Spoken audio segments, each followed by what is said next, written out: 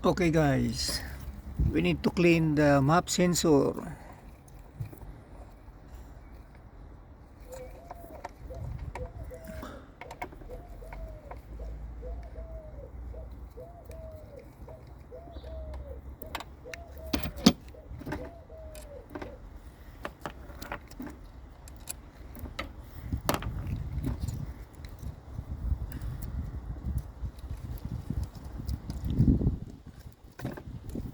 Oh guys,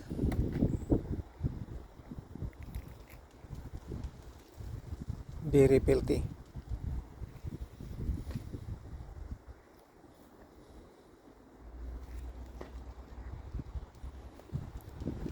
It's Vauxhall zafira. There is a leak of the coolant from this pipe. Just replace it. I apply pressure in here in order to detect the leak.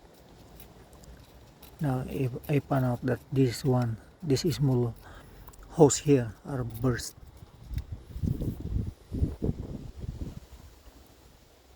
Well, at the same time cleaning the throttle body and the EGR and also this map sensor.